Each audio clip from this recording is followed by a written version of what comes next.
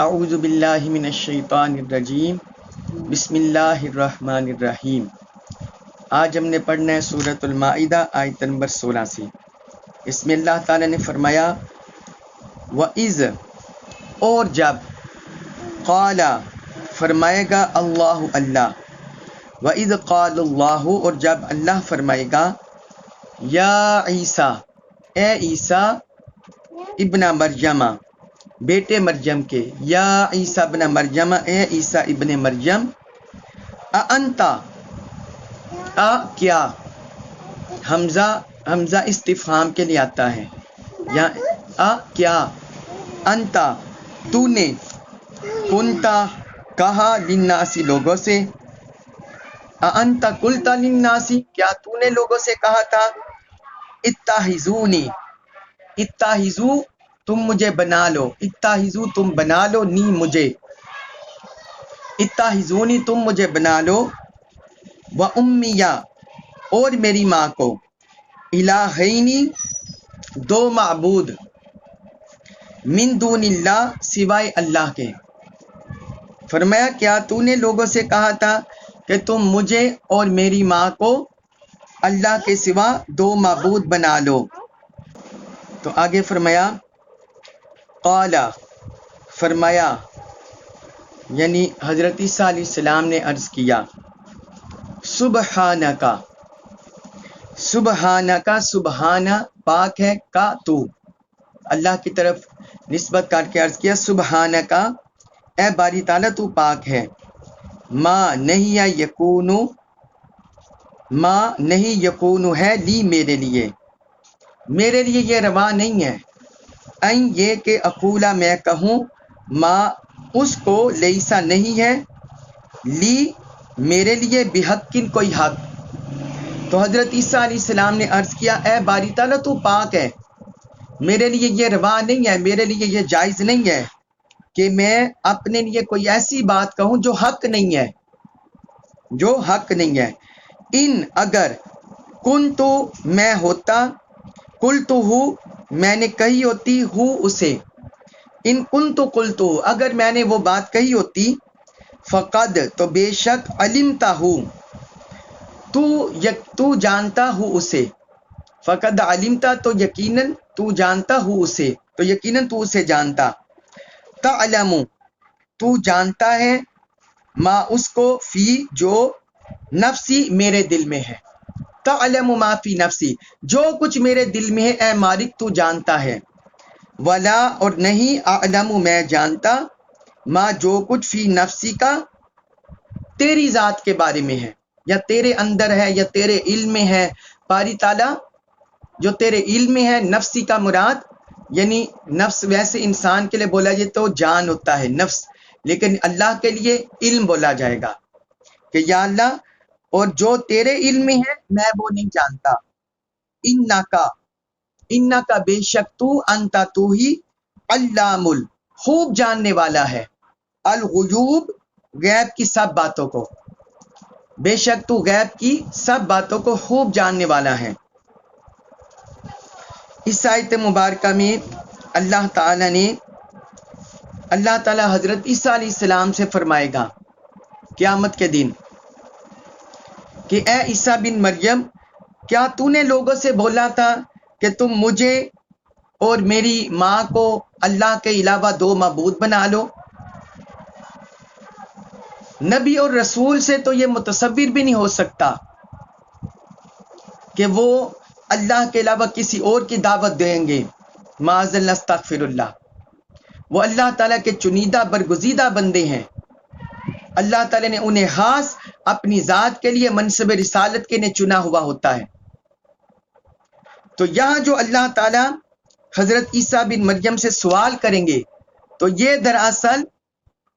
جن لوگوں نے اللہ تعالیٰ کی تکذیب کی ہوگی، اللہ تعالیٰ کی ذات کو جھٹلایا ہوگا، اور حضرت عیسیٰ علیہ السلام کو خدا کے منصب پر بٹھایا ہوگا، اس میں دراصل ان کو زجر و توبیخ کرنا مقصود ہے، ان کا رد کرنا مقصود ہے،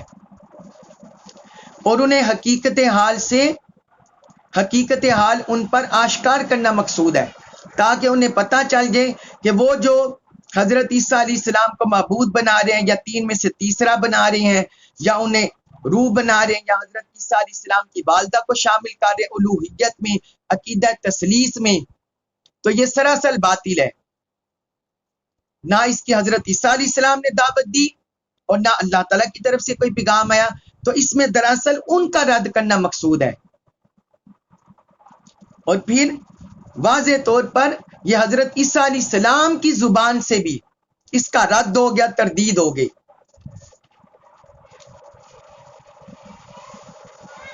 یہاں ایک سوال یہ بھی پیدا ہوتا ہے کہ حضرت عیسیٰ علیہ السلام کی والدہ حضرت مریم علیہ السلام، حضرت مریم علیہ السلام کے بارے میں تو ان کا کوئی عقیدہ الوہیت نہیں تھا، وہ حضرت مریم علیہ السلام کو تو معبود نہیں مانتے تھے، یہ ان کا عقیدہ نہیں تھا۔ پھر اللہ تعالیٰ نے کیوں بیان فرمایا کہ تم مجھے اور میری ماں کو، کیا میں نے تمہیں بولا تھا کہ تم مجھے اور میری ماں کو اللہ کو چھوڑ کر دو معبود بنا لو؟ پھر اللہ تعالیٰ نے کیوں ارشاد فرمایا؟ دراصل وہ ان کا یہ عقیدہ تھا کہ حضرت عیسیٰ علیہ السلام اپنی ماں کے پیٹ سے جو پیدا ہوئے ہیں، تو چونکہ یہ بغیر باپ کے پیدا ہوئے ہیں لہٰذا یہ خدا ہے، بغیر باپ کے اپنی ماں کے پیٹ سے پیدا ہوئے، اور جو بیٹا ہوتا ہے وہ ماں کا جز ہوتا ہے۔ تو اگر وہ زبان سے اقرار نہ بھی کریں، لیکن جو سینس، جو نظریہ، جو تھاٹ اور جو تھیوری وہ بیان کر رہے تھے، اس سے حضرت عیسیٰ علیہ السلام، حضرت مریم علیہ السلام کی الوہیت کی طرف اشارہ جاتا ہے، جو تھیوری وہ بیان کر رہے تھے، تو یہ اشارہ جاتا تھا ان کی طرف، حضرت مریم علیہ السلام کی الوہیت کی طرف۔ اس لیے اللہ رب العزت نے ان کو بھی ساتھ شامل فرمایا، تاکہ اس عقیدہ الوہیت کی جو باطل عقیدہ، اس کی جڑ کاٹ دی جائے اور حقیقت حال ان پر منکشف کر دی جائے۔ آگے حضرت عیسیٰ علیہ السلام کا جواب سنیے۔ انہوں نے عرض کیا سبحانک، اے مالک تو پاک ہے۔ اب یہ دیکھیے، یہ مقام بندگی ہے، شان الوہیت بھی ہے، اللہ تعالیٰ کی شان الوہیت، اس کی عظمت، اس کی جلالت، اس کی پاکی، یہ بھی بیان کرنے کے لیے ہے، اور اس میں حضرت عیسیٰ علیہ السلام کا مقام بندگی بھی ہے، عاجزی بھی ہے۔ انہوں نے کوئی اللہ کے سوال پر فوراً نہیں بولے کہ یا اللہ میں نے تو ایسا نہیں کہا، میں نے تو ایسی دعوت نہیں دی، میں نے تو ایسی تبلیغ نہیں کی، نہیں جواب دیا، بلکہ عرض کیا سبحانک، اے مالک تو پاک ہے۔ جو کچھ یہ نظریات بنا رہے ہیں، من گڑت عقائد شامل کر رہے ہیں، باری تعالیٰ تو اس سے پاک ہے، تیری ذات اس سے عرفہ ہے، یہود اپنے پاس سے گڑ رہے ہیں۔ اور پھر ساتھ اپنی عاجزی پیش کی، ما یکوننی ان اقول ما لیس لی بحق، مالک مجھے تو یہ کوئی حق ہی نہیں پہنچتا کہ میں وہ بات کہوں جو حق نہ ہو، جو چیز حق سے خالی ہو، جو چیز حق ہی نہ ہو، تو مجھے یہ حق ہی نہیں پہنچتا، میرے لیے یہ جائز ہی نہیں ہے کہ میں وہ بات کہوں۔ یعنی انہوں نے اپنی طرف سے کلیئر کر دیا، اللہ کی بارگاہ میں اپنی طرف سے کلیئر کر دیا کہ مالک میرے لیے یہ روا ہی نہیں ہے، میرے لیے یہ جائز ہی نہیں ہے کہ میں حق بات کے علاوہ کچھ اور کہوں۔ جس طرح میں نے عرض کیا کہ انبیاء کرام کو خود اللہ تعالیٰ نے چنا ہوا ہے، اور وہ حق کے علاوہ کہیں اور نہیں جاتے، ان کی زبان سے حق کی صادر ہوتا ہے، اور وہ حق کی بولتے، حق عمل کرتے ہیں۔ تو انہوں نے بھی یہی عرض کر دیا کہ باری تعالیٰ میرے لیے یہ جائز نہیں ہے کہ میں حق کے علاوہ کچھ اور کہوں۔ پھر آگے مزید عرض کیا، یہ ساری ان کی عاجزی یا اللہ کی بارگاہ میں بندگی ہے، عجز و انکساری ہے، اور جنہوں نے عقیدہ باطلہ اپنایا، کفریہ عقائد اپنائے، ان کا رد ہے، ان کی تردید ہے کہ حضرت عیسیٰ علیہ السلام اپنی زبان سے ان کا رد کر رہے ہیں۔ پھر آگے انہوں نے عرض کیا ان کنت قلتہ فقد علمتا، باری تعالیٰ اگر میں نے ایسے کہا ہوتا تو تو اسے جانتا ہے، تیرے علم سے، تیری ذات سے کون سی چیز پوشیدہ ہے؟ تو ہر چیز کا جاننے والا ہے، عالم الغیب الشہادہ ہے، علیم بذات الصدور ہے، سینوں کے رازوں کو بھی جاننے والا ہے، جو ظاہر ہے جو باطن ہے، تو ہر چیز کا علم رکھنے والا ہے۔ تو اگر میں نے ایسے کہا ہوتا تو تو اسے جانتا ہے، تو اس کا مطلب میں نے یہ کہا ہی نہیں، یہ تو ویسے ہی میری طرف تھوپ رہے ہیں اور اپنے پاس سے یہ عقائد داخل کر رہے ہیں۔ پھر آگے فرمایا تعلم ما فی نفسی ولا اعلم ما فی نفسی، باری تعالیٰ جو کچھ میرے اندر ہے، جو کچھ میرے دل میں ہے، تو اسے جانتا ہے، اور جو کچھ تیرے علم میں ہے وہ میں نہیں جانتا۔ اس میں شان الوہیت ہے اور شان بندگی ہے، شان معبودیت ہے اور شان عبدیت ہے، شان خالقیت ہے اور شان مخلوقیت ہے، شان معبودیت ہے، شان الوہیت ہے اور شان رسالت ہے، شان نبوت ہے۔ عرض کیا باری تعالیٰ جو کچھ میرے دل میں ہے تو اسے جانتا ہے، تو اسے خبردار ہے، واقف ہے، اور جو کچھ تیرے علم میں ہے میں اسے نہیں جانتا۔ تیرا علم تو کل کائنات پر حاوی ہے، ایک ایک ذرے سے تو واقف ہے، تو باری تعالیٰ تو اس حقیقت حال سے باخبر ہے۔ تو اس میں انہوں نے کمال اللہ کی بارگاہ میں عاجزی پیش کی، ورنہ مختصر جواب دے دیتے تو تب بھی بات کافی ہو جانی تھی، لیکن اللہ کی بارگاہ میں جس کو جیسا مرتبہ بلند ملا ہے اتنی ہی عاجزی اس بندے میں آتی چلی جاتی ہے۔ ہماری طرح فتنہ پرور علماء نہیں، جو آج کے دور میں مبلغین بعض ہیں، مبلغین علماء فتنہ پرور، کہ جن کو ذرا علم مل جاتا ہے تو وہ لوگوں پر تان و تشنیع کیچڑ اچھالنا شروع کر دیتے ہیں، اور خالق مخلوق کا ادب، آداب، ان سب کو بھول جاتے ہیں، ایٹیکیٹس کو بھول جاتے ہیں، اخلاقیات کو بھول جاتے ہیں، اور ساری امت کو معاذ اللہ مشرک، بدعتی، کافر، گستاخ، پتہ نہیں کیا کیا بنانے پر تلے ہوئے ہیں۔ اتنے ہمارے ہاں غفلت فتنے آ گئے ہیں ہمارے اندر۔ قرآن کو جب بندہ گہرائی سے پڑھے تو پتہ چلتا ہے کہ اس میں کس قدر آداب زندگی، آداب خالقیت، آداب مخلوق کس قدر سکھائے گئے ہیں۔ پھر آگے انہوں نے عرض کیا انک انت علام الغیوب، اے مالک تو سارے غیب کی باتوں کو خوب جاننے والا ہے، غیب کے جتنے بھی پردے ہیں جو ہماری نگاہوں سے اوجھل ہے یا اللہ تو جانتا ہے، تو ان سب سے باخبر ہے، لہذا جو کچھ یہ ہماری طرح منسوخ کر رہے ہیں وہ سراسر غلط اور باطل ہے۔ اس کے بعد سورۃ المائدہ آیت نمبر 117، اس میں فرمایا ما نہیں، قلتو میں نے کہا، لاہم لا لیے ہم ان کے، ما قلت لاہم میں نے نہیں کہا انہیں، الا مگر ما وہی، امرتا تو نے حکم دیا، نی مجھے، بھی جس چیز کا، فرمایا میں نے انہیں کوئی بات نہیں کہی سوائے اس چیز، سوائے وہی جس کا تو نے مجھے حکم دیا، جس کا تو نے مجھے حکم دیا، اور وہ یہ انی، یہ کہ اعبد اللہ، اعبدو تم عبادت کرو اللہ، اللہ کی، ربی وہ رب ہے میرا، وربکم اور رب ہے تمہارا۔ فرمایا میں نے صرف انہیں یہی کہا کہ تم اللہ کی عبادت کیا کرو، جو میرا بھی رب ہے اور تمہارا بھی رب ہے۔ وَكُنْتُ اور میں تھا، علیہم ان پر، شہیدن گواہ، ما دمتو ما جب تک، دمتو میں رہا، فیہم ان میں۔ فرمایا اے مالک، اے میرے رب، میں ان کے عقائد و اعمال پر اس وقت تک خبردار رہا، گواہ ہوں، جب تک میں ان لوگوں میں رہا، ان کے اندر موجود رہا۔ فلما پھر جب، توفیتا تو نے اٹھا لیا، نی مجھے، پھر جب تو نے مجھے اٹھا لیا، زندگی میں جو میری عمر تھی پہلی، جب تو نے مجھے اٹھا لیا، کنتا تو تھا، انتا تو ہی، الرقیبہ نگہبان، علیہم ان پر، تو جب تو نے مجھے اٹھا لیا تو ہی ان کے حالات پر نگہبان تھا،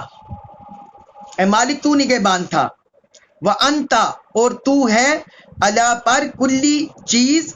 کلی ہر شیء چیز کے شہیدن گواہ، وَأَنْتَ عَلَى كُلِّ شَيْءٍ شہید اور تو ہر چیز پر گواہ ہے، اور تو ہر چیز پر گواہ ہے۔ اب اس آیت مبارکہ میں حضرت عیسیٰ علیہ السلام نے مزید وضاحت سے جواب دیا، اور جو ان کے اندر کافروں نے اہل کتاب میں سے جنہوں نے کفر کیا، جنہوں نے عقائد باطلہ اپنائے، ان کا مزید صراحت سے رد کر دیا۔ فرمایا یا اللہ کہ میں نے انہیں سوائے اس بات کے کوئی حکم نہیں دیا، کچھ نہیں کہا جو صرف تو نے مجھے حکم دیا تھا۔ یعنی انبیاء کرام لوگوں کو اسی بات کی تبلیغ دیتے ہیں، تبلیغ کرتے ہیں، رسالت کا پیغام پہنچاتے ہیں جو رب کی طرف سے انہیں آرڈر ہوتا ہے، جو رب کی طرف سے انہیں امر اترتا ہے۔ اس کے علاوہ وہ دائیں بائیں، آگے پیچھے، اوپر نیچے کچھ اضافہ نہیں کرتے۔ جو لوگ بھی انبیاء کرام پر ایسا اعتراض کرتے ہیں وہ حقیقت میں قرآن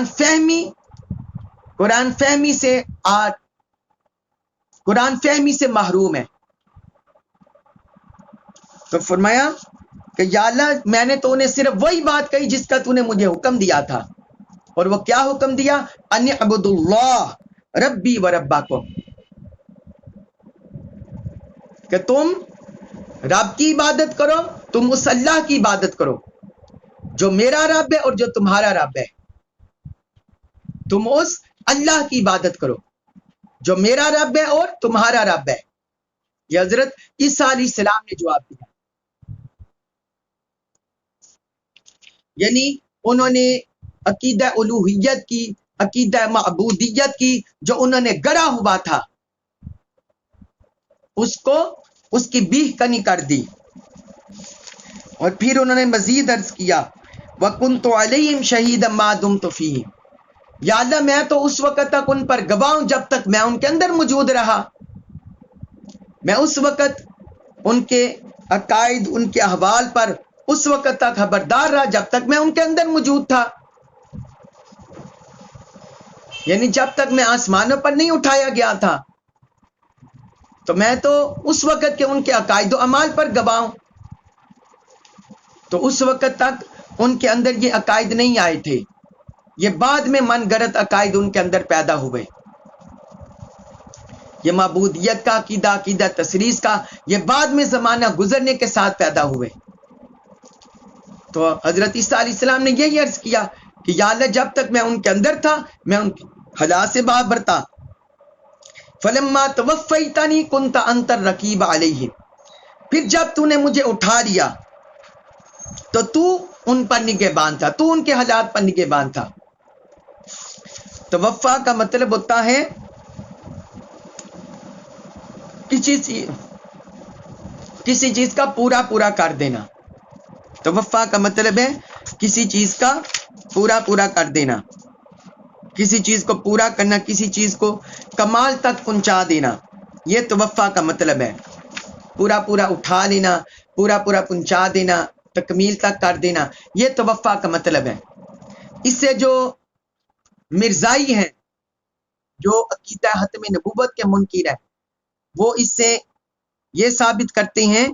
کہ حضرت عیسیٰ علیہ السلام ان کی وفات ہو گئی تھی، وہ آسمان پر نہیں اٹھائے گئے تھے، ان کی وفات ہو گئی تھی۔ بعض مرزائی اور بعض اور قرآن پر اعتراض کرنے والے اس طرح کا اعتراض کر دیتے ہیں کہ عیسائی سے پتہ چلا وہ آسمان کی طرف نہیں اٹھائے گئے بلکہ وہ ان کی وفات ہو گئی، کیونکہ توفا کا ایک معنی یہ بھی بنتا ہے وفات ہونا۔ تو بعض لوگوں نے مرزائی، قادیانی اور قرآن کے منکر، احادیث کے منکر، وہ اس پر یہ اعتراض کر دیتے ہیں۔ تو یہ بات یاد رکھیے، توفا کا مطلب وفات ہونا بھی ہے، اور توفا کا مطلب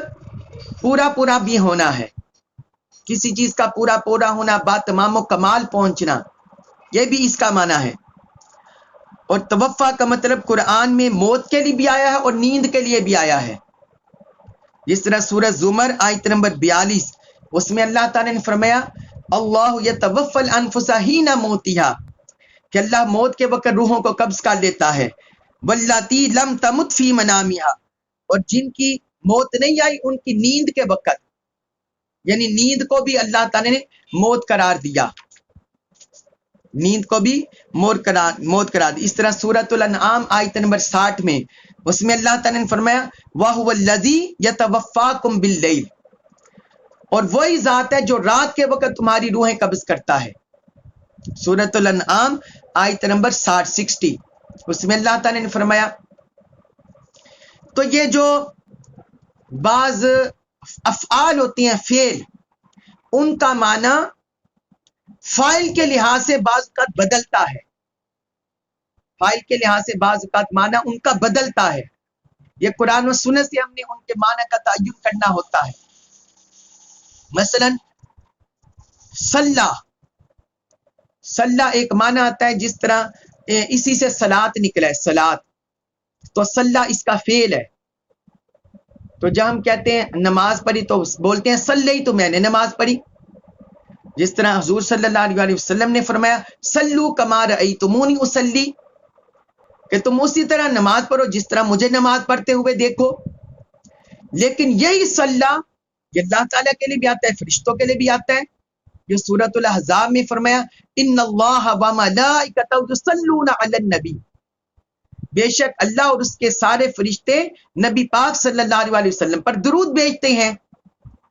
یا ایھا الذین آمنوا صلوا علیہ وسلموا تسلیما، اے ایمان والو تم بھی آپ صلی اللہ علیہ وسلم پر درود بھیجو اور سلام بھیجا کرو۔ تو ہمارے لیے وہ صلاۃ آ گیا نماز کے معنی میں، اور پھر اس آیت میں معنی آ گیا درود کے معنی میں۔ اسی طرح قرآن میں ایک اور مقام پر اس کا معنی رحمت بھی آتا ہے، فرمایا هو الذی یصلی علیکم وملائکتہ، کہ وہ رب تم پر رحمت بھیجتا ہے۔ اب یہاں مومنوں کا ذکر ہے، تو یہ درود معنی میں نہیں ہے، یہ ہے رحمت کے معنی میں، هو الذی یصلی علیکم، کہ وہ اللہ تم پر رحمت بھیجتا ہے۔ تو اور آگے فرشتوں کا ذکر کیا، وملائکتہ، اور فرشتوں کا ساتھ آ گیا، تو فرشتوں کا یہاں معنی استغفار کرنا، کہ فرشتے تمہارے لیے استغفار کرتے ہیں، اللہ کی بارگاہ میں تمہارے لیے دعا کرتے ہیں، تو یہ معنی آ گیا۔ تو جب یہ مسلمانوں کے لیے استعمال ہوگا، اس کے لیے نماز کا معنی بھی ہے، اور اس کے لیے نماز کا معنی بھی ہے، اور اس میں رحمت طلب کرنا کا معنی بھی ہے صلی میں۔ تو یہ ہم نے قرآن و حدیث سے سیاق و سباق سے معنی کا تعین کرنا ہوتا ہے،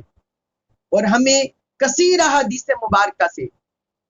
اتھینٹک معتبر مستند احادیث مبارکہ سے پتہ چلتا ہے، اور قرآن کی بعض آیات سے پتہ چلتا ہے،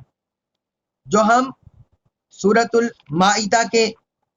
آغاز میں غالباً یا سورۃ النساء میں پڑھے ہیں کہ اللہ تعالیٰ نے حضرت عیسیٰ علیہ السلام کو اپنے پاس اٹھا لیا، اپنے پاس اٹھا لیا۔ تو قرآن بھی اس پر گواہ ہے، ورافیوک الیہ، کہ میں تجھے اپنی طرف اٹھانے والا ہوں۔ اور پھر متواتر احادیث مبارکہ اس کا ثبوت ہے کہ حضرت عیسیٰ علیہ السلام جب پہلی بار اترے تو ان کی وفات نہیں ہوئی تھی، بلکہ اللہ تعالیٰ نے انہیں کہولت سے پہلے اپنے پاس اٹھا لیا، حالت جوانی میں اپنے پاس انہیں اٹھا لیا۔ تو اس لیے ہم نے یہاں معنی کیا فلما توفیتنی، کہ یا اللہ جب تو نے مجھے اٹھا لیا، جب تو نے مجھے اٹھا لیا، تو یہ ہم معنی کرتے ہیں۔ تو فرمایا تو ان پر پھر گواہ تھا، تو ان پر نگہبان تھا، ان کے حالات پر، وَأَنْتَ عَلَىٰ كُلِّ شَيْءٍ شَهِيدٌ، اور تو ہر چیز پر گواہ ہے، تیری نظر سے کوئی چیز، تیرے علم سے کوئی چیز مخفی نہیں ہے، تو ہر چیز پر گواہ ہے، ہر چیز کو جانتا ہے، اور یہ صرف بہتان تراشی ہے، اس میں کوئی حقیقت نہیں۔ اس کے بعد سورۃ المائدہ آیت نمبر 118، اس میں فرمایا ان اگر تو عذبہم، تو عذب تو عذاب دے ہم انہیں، فإنہ تو بے شک ہم وہ عبادو کا، عبد کی جمع عباد، عبادو بندے ہیں کا تیرے، ان تو عذبہم فإنہم عبادو، اگر تو نے عذاب دے تو وہ تیرے بندے ہیں، وَإِنْ اور اگر تغفر تو بخش دے لہم انہیں، فإنہ تو بے شک کا تو انت تو ہی العزیز بڑا غالب الحکیم بڑی حکمت والا ہے. وَإِن تَغْفِرْ لَهُمْ اور اگر تو نے بخش دے فَإِنَّكَ أَنْتَ الْعَزِيزُ الْحَكِيمُ تو بے شک تو ہی بڑا غالب بڑی حکمت والا ہے. اب اس آیت مبارکہ میں حضرت عیسیٰ علیہ السلام نے اللہ تعالیٰ کی بارگاہ میں ایک دعا کر دی کہ یا اللہ اگر تو نے عذاب دے تو تیرے بندے ہیں اور اگر تو بخش دے تو تو بڑا غالب بڑی حکمت والا ہے. یہ اللہ تعالیٰ نے یہ حضرت عیسیٰ علیہ السلام نے اللہ تعالیٰ کی بارگاہ میں عرض پیش کر دی. اب انہوں نے تو حضرت عیسیٰ علیہ السلام کو معبود بنایا ہوا تھا، یا عقیدہ تصریح ٹرینٹی کے قائل تھے. پھر حضرت عیسیٰ علیہ السلام نے ان کی بخشش کے بارے میں کیوں عرض کیا؟ عذاب کا تو سمجھ آتا ہے، اور جو اس بات کی طرف اشارہ کیا کہ یا اللہ یہ تیرے بندے ہیں، تو یہ اس بات کی طرف اشارہ ہے کہ اے مالک تو مالک ہے، چاہے کوئی تیری اطاعت کرتا ہے یا تیری نافرمانی کرتا ہے، چاہے کوئی تجھے معبود مانتا ہے یا تجھے معبود نہیں مانتا، تو ہر چیز کا مالک ہے، ساری چیز ہر چیز تیری مخلوق ہے، تو یہ بھی تیرے بندے ہیں، یہ بھی تیرے بندے. یہ دونوں انہوں نے اللہ کی بارگاہ میں عرض کر دی. یہ اس معنی میں انہوں نے عرض کی کہ باری تعالیٰ اگر یہ اسی طرح اپنے کفر پر برقرار رہتے ہیں اور ان عقائد باطلہ کو نظریات باطلہ کو نہیں چھوڑتے تو تیرے بندے تو انہیں عذاب دے دے، اپنا عدل ان میں جاری کر دے، انہیں عذاب دے دے. وَإِن تَغْفِرْ لَهُمْ اور یہ مغفرت کی طرف اشارہ ہے کہ اگر یہ تیری راہ راست کی طرف آ جاتے ہیں، ہدایت کی طرف آ جاتے ہیں، تجھے معبود حقیقی مان لیتے ہیں، تو پھر تو انہیں بخش دے تو تب بھی یہ تیرے بندے ہیں. فَإِنَّكَ أَنْتَ الْعَزِيزُ الْحَكِيمُ بے شک تو بڑا غالب بڑی حکمت والا ہے. کہ تو غالب ہے، تیرے ارادے کو کوئی ٹالنے والا نہیں، تیرے حکم کو کوئی ٹالنے والا نہیں، تیری مشیت کو کوئی ٹالنے والا نہیں، تیرے فیصلے کو کوئی ٹالنے والے نہیں، تو غالب ہے. اس میں انہوں نے اللہ تعالیٰ کی جو شان جلالت ہے، شان غلبہ، اس شان عزیزیت اس کا ذکر کر دیا کہ تیرا حکم ہر چیز پر حاوی ہے.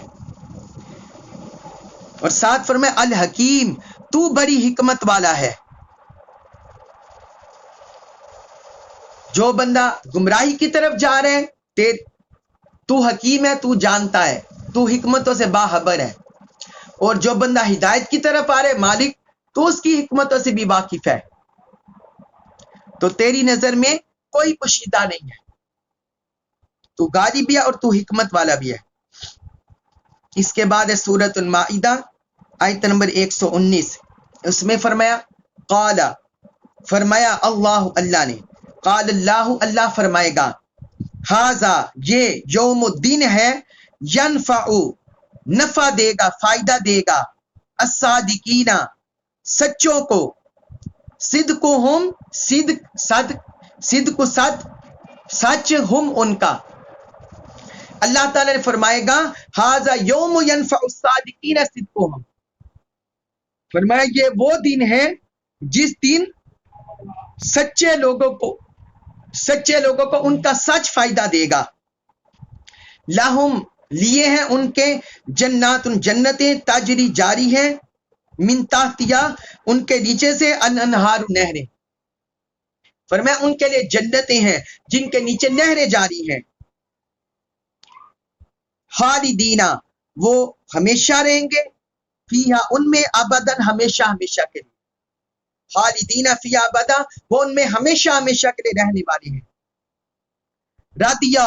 راضی ہو گیا اللہ عنہم ان سے، اللہ ان سے راضی ہو گیا. وردو اور وہ راضی ہو گئے عنہ اس سے، وردو عنہ اور وہ اس سے راضی ہو گئے. ذالکا یہی ہے الفوز کامیابی العظیم و بڑی، ذالک الفوز العظیم یہ اللہ کی رضا ہی بڑی کامیابی ہے. اب اس آیت مبارکہ میں اللہ تعالی نے کاذبین اور صادقین میں فرق بیان فرما دیا. کاذبین اور صادقین میں اللہ تعالی نے فرق بیان کر دیا. جنہوں نے اللہ کی آیات کو جھٹلایا، اللہ کے انبیاء کے پیغام کو جھٹلایا، ان کی تکذیب کی، نافرمانی کی، اپنی عقل پر، اپنے غرور پر، اپنے نفس پر زندگی بسر کرتے رہے نافرمانیوں میں. تو یہاں اللہ تعالیٰ نے فرق کر دیا. وہاں فرمایا کاذبین کو اس کے جو پوشیدہ معنی نکلتا ہے، جو اس کے برعکس مفہوم نکلتا ہے کہ کاذبین کو ان کا کذب قیامت کے دن کوئی نفع نہیں دے گا، بلکہ قیامت کے دن جو سچے لوگ ہیں ان کا صدق، ان کی سچائی انہیں نفع دے گی. قیامت کے دن سچے لوگوں کی سچائی انہیں نفع دے گی. سچے لوگوں سے مراد ہے جو اللہ اور اللہ کے رسول کی تصدیق کرتے رہے، جنہوں نے اللہ کے احکام کی تصدیق کی، اللہ کی تصدیق کی، اس کے وجود کی تصدیق کی، اس کی الوہیت کی تصدیق کی، اس کی خالقیت کی تصدیق کی، اس کو مانا، اور جنہوں نے انبیاء کرام کے حکموں کو مانا، تصدیق کی، کتاب پر ایمان لے آئے، اللہ کی آیات پر ایمان لے آئے. فرمایا ان لوگوں کا نفع قیامت کے دن کام آئے گا، ان کا صدق انہیں قیامت کے دن کام آئے گا، وہ انہیں نفع دے گا، اور باقی سب گھاٹے میں رہیں گے. پھر ان کے لیے انعامات ذکر کر دیے. چار انعامات ان کے ذکر کر دیے. فرمایا لہم جنات، پہلا انعام ہے ان کے لیے باغات ہیں، جنتیں ہیں، ان کے لیے جنتیں ہیں. دوسرا انعام تجری من تحتی الانہار، وہ ایسے باغات، ایسے جنتیں ہیں جن کے نیچے سے نہریں جاری ہیں. کیا ماحول ہوگا یہاں، ہم کوئی ایسا ٹاؤن دیکھ لیں، ایسی آبادی دیکھ لیں جہاں نہر جاری ہو، ٹھنڈی ہوائیں آ رہی ہو، درخت ہو، باغات ہو، تو کیسا پرسکون فضا، کیسی ٹھنڈی سے فضا ہوگی. تو فرمایا ان کے لیے ایسے باغات ہیں، ان کے لیے ایسی نعمتیں ہیں، ان کے لیے ایسی نعمتیں اور ایسے باغات ہیں. اور تیسرا فرمایا خالدین فیہا ابدا، وہ ان میں ہمیشہ ہمیشہ کے لیے رہنے والے. جب جنت میں چلے جائیں گے پھر وہاں سے نکالے نہیں جائیں گے، وہ وہاں ہمیشہ ہمیشہ کے لیے رہنے والے. اور آگے فرمایا چوتھا بڑا انعام رضی اللہ عنہ ورضوا عنہ، اللہ ان سے راضی ہو گیا، وہ اللہ سے راضی ہو گیا. یعنی جب وہ ایسے صدق کے نقش قدم پر چلے، اپنے قول میں، اپنے عمل میں، اپنے حال میں، اپنی زندگی میں، اپنے افعال میں انہوں نے اس کو اپنا لیا، تو فرمایا انہیں اللہ کی رضا نصیب ہو گئی، اللہ ان سے راضی ہو گیا. ورضوا عنہ، اور وہ اپنے رب سے راضی ہو گئے، دونوں طرف رضا مل گئی. تو اس سے یہ بھی پتا چلا کہ جب بندہ صدق کی راہ پر چلتا ہے تو بندے کو وہ بعد میں اللہ سے راضی ہوتا ہے، بندے کو اللہ کی رضا پہلے نصیب ہوتی ہے. پہلے اللہ تعالیٰ اس بندے کو اپنی رضا میں لے لیتا ہے جو صدق کی راہ پر چلتا ہے، جو صدق کی راہ پر چلتا ہے اللہ تعالیٰ انہیں اپنی رضا میں لے لیتا ہے، اور وہ بھی پھر اللہ سے راضی ہو جاتے ہیں، جو انہیں انعام ملیں گے، اکرام ملیں گے، اور اللہ کی رضا ملے گی. ذالک الفوز العظیم، اس کو اللہ تعالیٰ نے فرمایا یہ بڑی کامیابی ہے، اللہ کی رضا پانا یہ بڑی کامیابی ہے، اس کے علاوہ گھاٹا ہے، خسارہ ہے. اس کے بعد فرمایا سورۃ المائدہ آیت نمبر 120 للہ لیے ہے اللہ کے، لام سے لیے واسطے، ساتھ اللہ اس میں جلالت ہے. للہ اللہ کے لیے ہے، ملک بادشاہت، السماوات آسمانوں کی، والارض اور زمین کی. فرمایا للہ ملک السماوات والارض، آسمانوں اور زمین کی بادشاہت، بادشاہی اللہ کے لیے ہے. وما، اور جو کچھ فیہن، ان میں ہے، اور جو کچھ ان سب میں ہے ان سب کی بادشاہت اللہ کے لیے ہے. وہوا، اور وہ ہے علی پر کلی ہر شیء، ان چیز کے، قدیر بڑا قادر. وہوا علی کلی شیء قدیر، اور وہ ہر چیز پر بڑا قادر ہے، اور وہ ہر چیز پر بڑا قادر ہے. اب یہاں اللہ تعالی نے یہاں فرما دیا اپنی بادشاہت، اپنی بادشاہی کا ذکر کر دیا. ما جو لفظ ہے، لفظ ما عربی میں یہ غیر ذوی العقول کے لیے آتا ہے، یعنی جن چیزوں کے اندر عقل و دانائی نہیں ہوتی، فہم و شعور نہیں ہوتا، ان کے لیے آتا ہے غیر ذوی العقول، ان کے لیے آتا ہے ما، اور من آتا ہے ذوی العقول کے لیے، میم زبر نون من، یہ ذوی العقول کے لیے آتا ہے۔ تو یہاں اللہ تعالیٰ نے فرمایا کہ آسمانوں اور زمین میں جتنی بھی کائنات ہے، یعنی جن کے اندر دماغ نہیں ہے، شعور نہیں ہے، جو کچھ بھی اس کائنات میں پھیلا ہوا ہے، کہکشائیں ہیں، سورج ہے، چاند ستارے ہیں، سیارے ہیں، کہکشائیں ہیں، اور جو کچھ آسمانی کائنات ہے، بلائی کائنات ہے، سب کچھ، اور جو کچھ زمین میں ہے، زمین کی تہ میں ہے، نباتات، جمادات، جو کچھ بھی ہیں ساتوں زمینوں کی تہ میں، فرمائیں یہ جو کچھ بھی ہے ان سب کا مالک اللہ ہے، وما فیہن، اور جو کچھ ان کے درمیان ہے ان سب کا مالک اللہ ہے، سب کا بادشاہ وہ ہے، اسی کی بادشاہی میں ہے یہ سب کچھ، اسی کی بادشاہی میں ہے یہ سب کچھ، اسی کی بادشاہی میں سب۔ اور پھر آگے فرمائیں یا اللہ تعالیٰ نے کیوں ذکر کیا یہ، تاکہ بتا دیا جائے کہ حضرت عیسیٰ علیہ السلام اور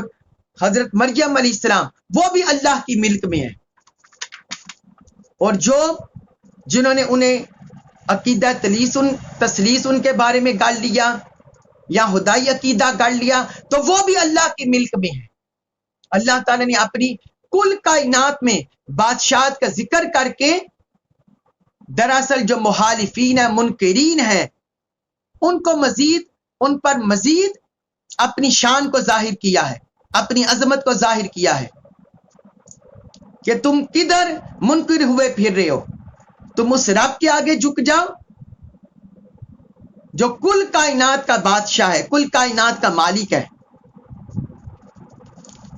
تو یہ حقیقت ان پر آشکار کی، اس لیے آگے ساتھ فرمایا وَهُوَ عَلَىٰ كُلِّ شَيْءٍ قدیر، اور وہ ہر چیز پر بڑا قادر ہے، بڑی قدرت رکھنے والا ہے۔ چاہے کسی کو اپنے فضل سے کسی کا ایمان اعمال صالح قبول کر کے اسے جنت کی نعمتیں اپنی رضا عطا فرما دے، اور چاہے اپنی مشیت سے جو اس کے خلاف چلتے ہیں اپنے عدل سے ان کی گرفت کر کے، اپنی مشیت سے ان کی گرفت کر کے انہیں سزا دے دے، وہ ہر چیز پر بڑا قادر ہے،